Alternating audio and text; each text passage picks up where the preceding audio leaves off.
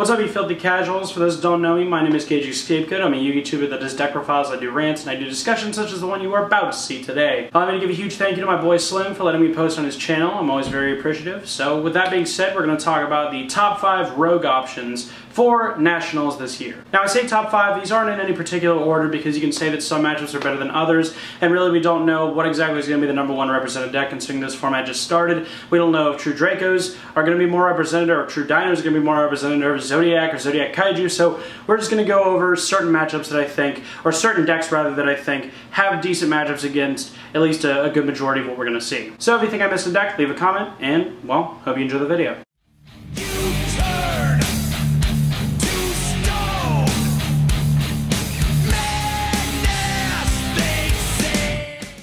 First off, Paleozoic. So Paleozoic obviously is one of those decks that really just, you look at it and at face value it's like, okay, well it loses to Masterpiece, it loses to Big Fields, sometimes at least, so why would you put this on your list? And honestly, because I find that this deck does have a really good grind game just because of the fact that as soon as you exceed, your traps go back to the graveyard. And if you're able to consistently do that, if you're able to consistently exceed and keep pressure on the field, along with being able to consistently recycle your traps, I feel that you're going to be able to outgrind a lot of matchups. Which also transitions into the fact that Zodiac does struggle with disruption. For the pure Zodiac decks, or for the Zodiac decks that just splash Kaiju and stuff like that, I mean, for one, the Paleozoic deck can set 5 back or pretty consistently. And number 2, I mean, okay, your best case scenario is going to tribute Triatoad. Okay, Triatoad floats and my traps go to the graveyard, so really it's just going to come back next turn. That said, it does have a good bit of trouble against Masterpiece, but it doesn't really struggle against the other tribute summons. So I think most people by this point realize that they're not going to go Masterpiece first turn against you, at least game 1. They're going to try and summon one of their other dinos, try to search, gain some advantage, and then they're going to drop a Masterpiece on you whenever you don't have a lot of resources left. So that means that in about 99.9% of cases, you're going to be able to set your board up before they drop Masterpiece on you. And even then, to me, Kaiju are essential right now. Does not matter what deck you're playing, you main Kaiju or you side Kaiju, it is vital. Because whether it's Masterpiece, whether it's Trident stopping your combos, or whatever random rogue shit people may be playing at Nationals, anything from Cosmic Blazer Dragon to Trident to Masterpiece to Apocalyphort Towers, if it's not Fossil Dyna or Vanity's Fiend, it probably can be outed by Kaiju. So if you can keep a consistent engine going with your trap cards, and you also have Kaiju to make sure that they don't out you with Masterpiece or something like that, I actually think Paleozoic aren't too bad of an option right now. Number 4.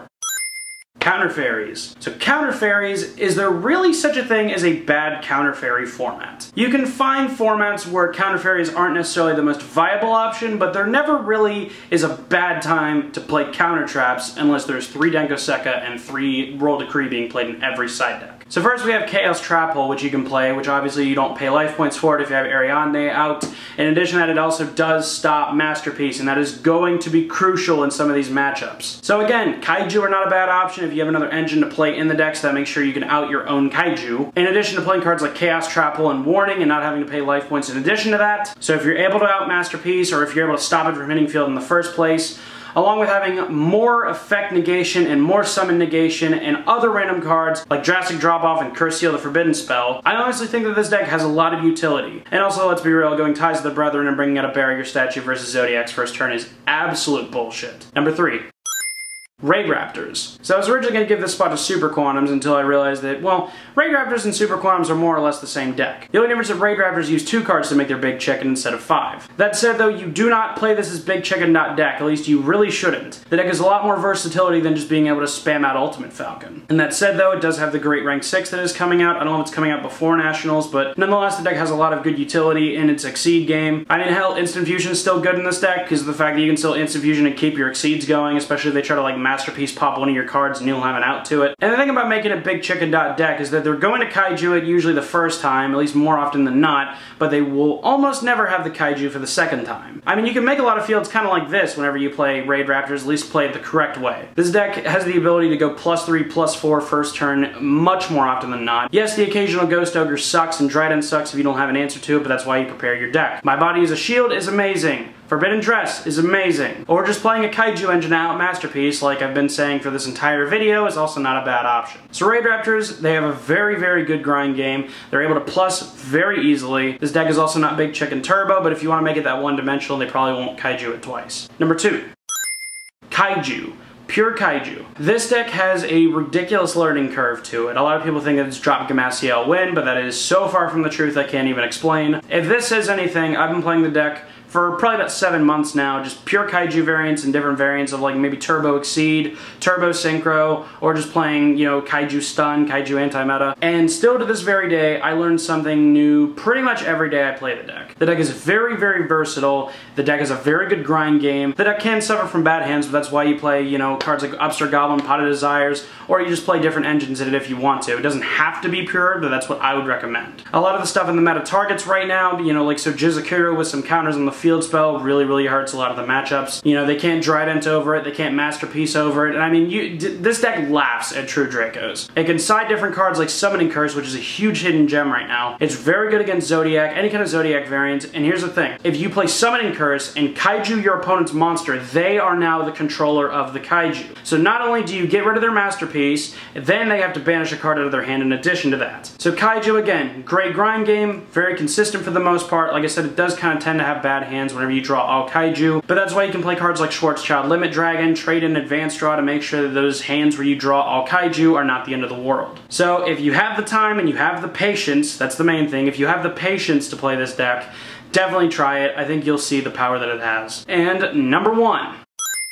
Yu-Gi-Oh! Friendship. No, I'm kidding, calm down. In all seriousness, there isn't necessarily one specific number 1 deck that I wanted to put on this list. The thing is that I think a lot of players, they don't try enough of their ideas. I think that a good deck is something that has a lot of versatility, that can plus very often, and something that you can use to essentially prepare for other decks. A couple of decks that I've made over the last little while are Anti-Meta XYZ Spam, a different trap, more of an aggro trap tricks deck, and about 17 different variants of Kaiju. I know I'm going back to Kaiju, but seriously, it's a great deck. I think that a Minerva Sworn-like deck that plays just a bunch of random cards that work together, you know, your Plant Synchros of the world, could actually have a good place at Nats because it's unexpected, it's unprepared for, and if you build your deck around playing around cards like Ghost Ash, I definitely think you'll see the amount of power that the deck can have. What do we know about Zodiac and True Draco? These decks can grind a little bit better than the past meta, but they're still not really grind game decks for the most part unless it's a mirror match. It's just all about preparing for what your opponent has and essentially playing around their strengths and capitalizing on their weaknesses. They're going to be prepared for a strike or two. They are not going to be prepared for both of their Exceeds getting XYZ Universed and turned into a CXYZ Simon that's now unaffected by monster effects. So honestly, I leave number 1 up to you guys, whether it's a different rogue deck that I didn't mention on this list, or a different deck that really nobody thinks of that has a bunch of different engines that work together. Star Seraphs, you go +3 on your opening turn, that ain't bad. The Brilliant Fusion engine with player plants and stuff like that, not bad. But ultimately, it's what you guys play and it's what you guys come up with, and honestly, creativity